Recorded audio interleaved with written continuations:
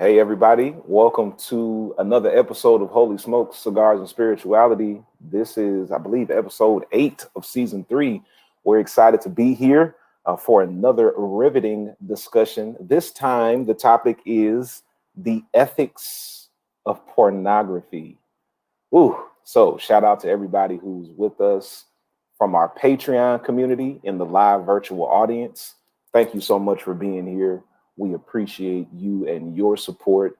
And then also for those of you who listen consistently on the podcast platforms, thank you. And to our friends over at Fam Radio, thank you for listening today.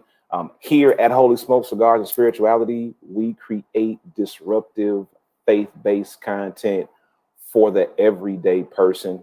And that is very important to us because, you know, when we have conversations about ethics and theology, a lot of times it's so lofty that everyday people just don't want to engage because the words are too big, so on and so forth. So here at Holy Smokes, we have one rule and one rule only. That one rule is that we respect each other's lived experiences. One more time. Oh, yes. Coming to the anchor one more time. One rule at Holy Smokes is that we respect each other's lived experiences. All right. One more time, Pastor. All right. Last time. One rule at Holy Smokes is that we respect each other's lived experiences. The reason why that is so important is because many times when we have conversations about life, faith, and theology, we lift up our theories and our doctrines over somebody else's lived experience. So at Holy Smokes, we challenge people. When you encounter someone, particularly today in this topic, when you encounter someone whose lived experience contradicts your theory or your doctrine, you take that as an opportunity to learn from what they have lived. And that one rule is rooted and grounded in Greatest Commandment Theology.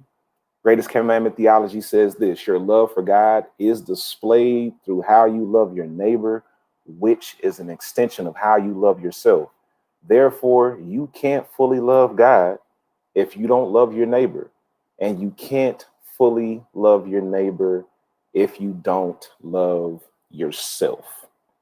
So that is the basis for everything that we do here at Holy Smokes and also at the Faith Community, the church that I pastor, which is the sponsor of Holy Smokes, Cigars, and Spirituality. Also, we've partnered with McAfee School of Theology at Mercer University. So shout out to my alma mater, McAfee School of Theology. But let's go ahead and get into it because this is going to be a good one today. This is going to be a really good one. So let's start with our introductions. We have a slim crew today, which I like because it gives us more opportunity to engage with each other. And I think it even enriches the conversation even more. So today for our introduction, I want you to tell us, what are you smoking and or drinking, if anything? And then also share with us, how was pornography treated in your home growing up? And today I'll do my introduction last. I'm going to start with Nikki, the anchor. If you'll go ahead and introduce yourself, Nikki. Hey, everybody. I'm Nikki Hardiman. They call me the anchor. It's good to be here today. Not smoking anything because it is rainy outside and I'm inside. So, but I am drinking some coffee with a little bit of Parsons Proof in it. And I'm nursing a green smoothie as well. So, and how was pornography treated in my house growing up? In reality, I don't remember talking about it a lot. I do know that as a kid and teenager, I understood that it was wrong, that it was addictive and harmful. But I also think I had the impression that it was not prevalent, which I understand now is wrong. But it just wasn't something that we talked about a lot. And of course, you know, when I was a kid, there was no internet. And so most of the things that would be consumed would be on a VCR tape or magazines. So I always knew that in my video store, there was a little back room, but I just never went there. So I understand now what that was. Yeah, exactly. As a kid, I didn't know, but now I know what that room was. Yep, and I got a story about something like that too. Let's go over. Let's go over to Grayson. Grayson, go ahead and introduce yourself, man. Hey y'all, it's me, Grayson, the pundit. Pronouns he, him, his. I am drinking some Sauvignon Blanc because this is a wine kind of conversation, and of course, I got my chocolates as well because it's that kind of day and that kind of talk. And of not smoking anything. And the relationship with porn relationship in my family I had with porn is very similar to Nikki's. It's not something we talked about, but it was something that was universally seen as wrong. There wasn't really much of a conversation to be had. It's just wrong. Don't do it. That would be true for straight porn, gay porn, whatever kind of porn the little Hester boys were trying to sneak around and consume. But yeah, I do remember one time we were in Las Vegas. I think I was eight or nine.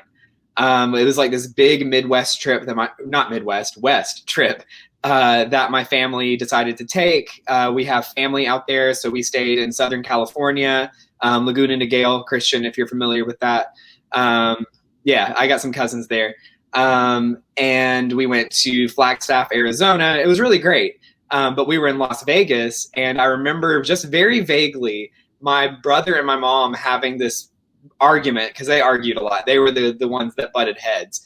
That he picked up some of those like stripper ads that you find all over the place in Las Vegas, or escorts, I can't remember, and kept them and brought them home with him. And that was a large argument that really set the tone for like, there is no tolerance for this, and we're not even going to talk about it except to punish.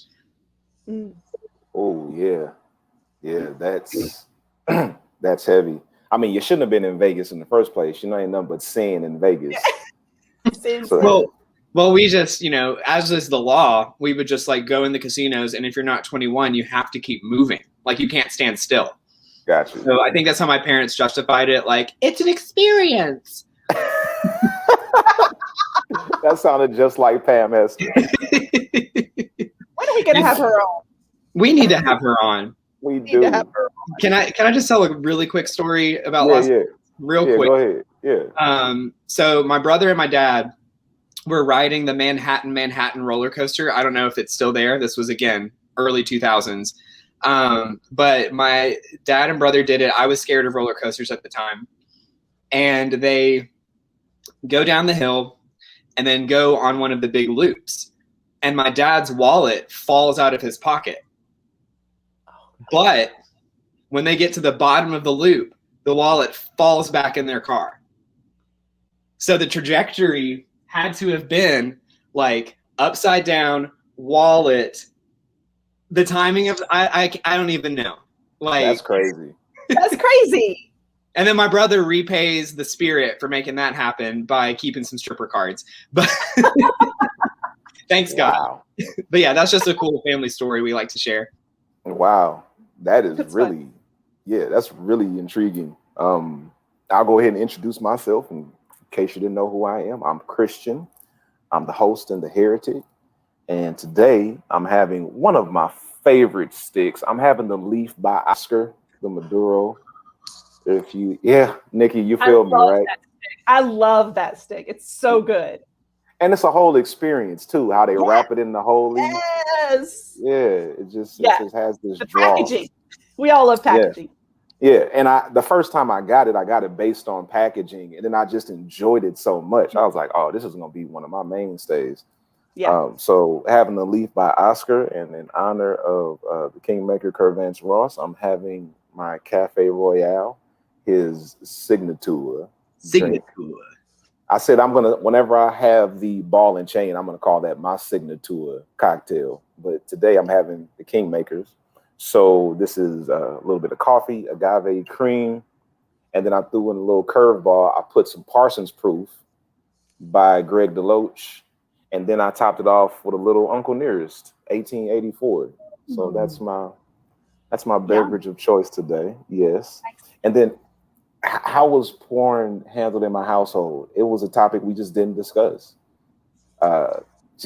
We did not discuss it. So I explored on my own.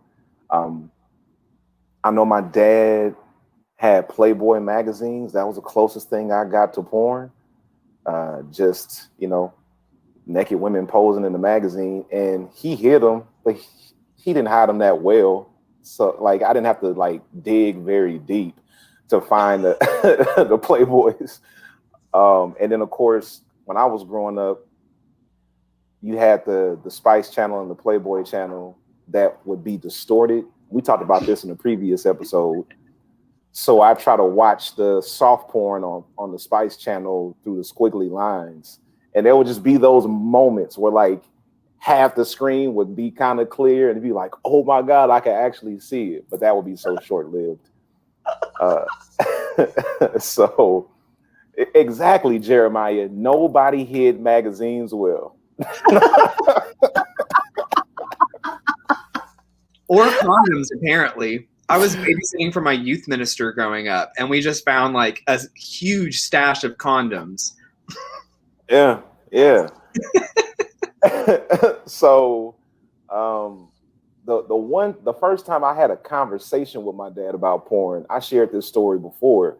I was sneaking to watch some porn on the house computer. At this point, internet porn is like available, like readily available. So that became my primary source for watching pornography as a teenager. And I made the mistake of not fully closing out the entire website. And my dad later came to the computer because it was like the house computer. That's when I was growing up, and you had a house computer, the computer room. Yeah. Yes. One computer. Yeah. Mm-hmm. Dial. Exactly. AOL. Exactly. Yes. So the same computer where I would sneak to watch porn is a computer where my dad would go do his sermon prep.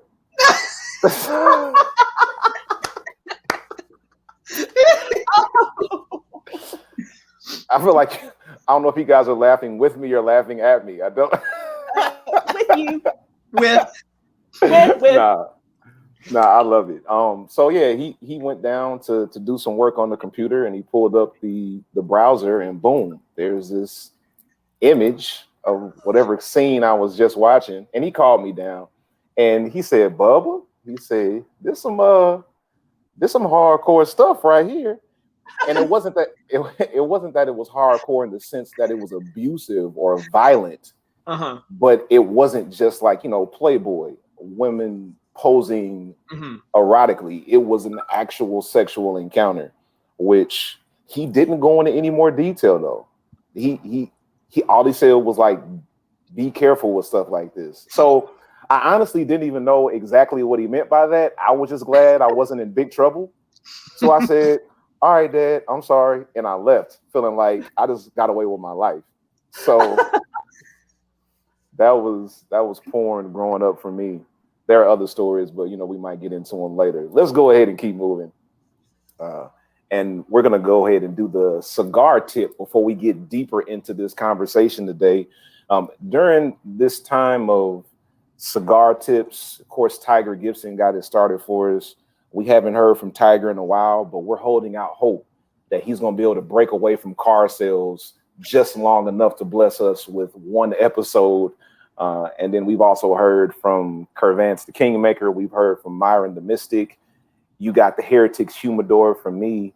But today, we're going to introduce another cigar enthusiast who's bringing the cigar tip today. For the first time, today you're going to get the Anchor's cigar advice.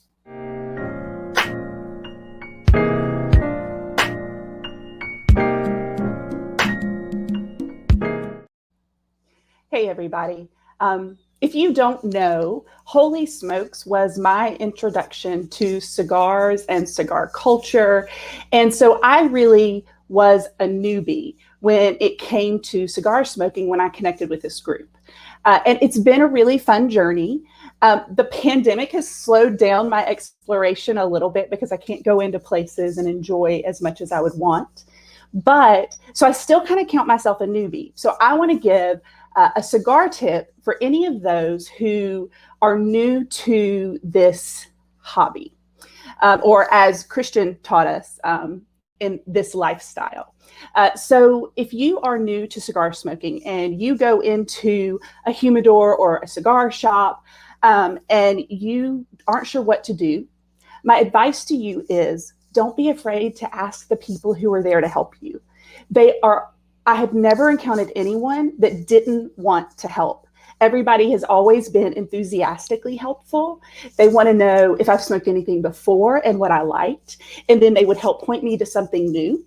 And so that is my encouragement to you. If you are new, don't hesitate if you go into a store to talk to the owner or to talk to the person who's there. Tell them that you're new and that that you want some help finding something that you can enjoy. And I will always say, don't start with a Maduro. I had one of those early in my experience, and I learned that was something that you have to work up to.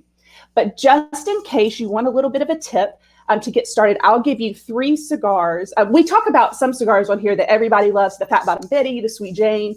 Those are always great. But there were 3 others that I wanted to offer to you to try. And actually on my list is the one that Christian is smoking today, Leaf by Oscar. The first time I smoked this one, it's really fun to buy because it is packaged very uniquely. It's wrapped up in a tobacco leaf. And so it's just fun that way. And then it's an easy smoky smoke. I really enjoyed it. Another one that I liked was the Archetype by Dream State. That's a really great cigar. The flavor was really delicious. And it again, an easy, gentle smoke. And the third that I would offer would be Camacho, Connecticut.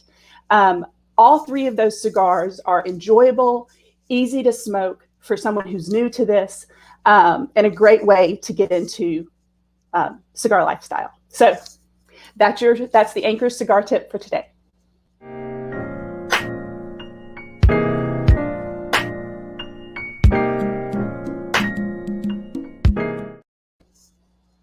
Everybody give it up for the Anchor. Thanks for the invitation. That was so good. Yes. Yes. We love our ladies around here. Like, the cigar scene is heavily dominated by men because the practice has been associated with men for so long. But ladies are definitely present and prevalent in this space, and we're grateful for the ladies who share with us, for Nikki the Anchor and Karima the Truth, and for Tyranny AT&T Jordan, who you're going to start seeing more of Tyranny in the future. Yeah, and actually my wife Pamela and I recently went down to Orlando, and she kind of had her first enjoyable cigar experience. So she's testing the waters a little bit. Just, it's just a really relaxing, fun time. We're not trying to get, the whole world to smoke cigars. If it's something that you enjoy, we want you to be able to enjoy it in peace without any type of guilt and shame.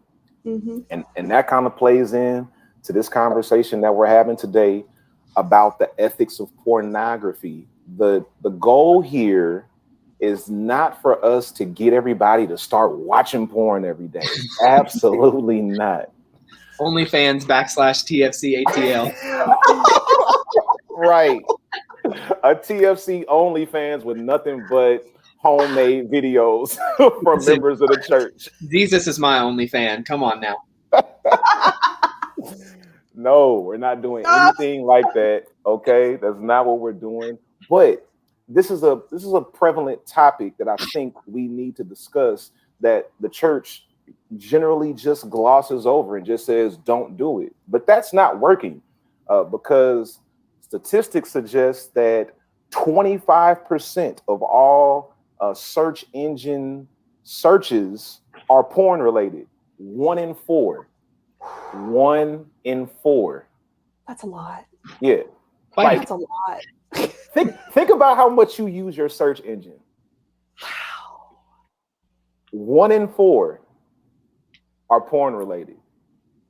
So I feel like nothing should be 1 in 4 in search engine searches. Right? Like, that's a lot. yeah.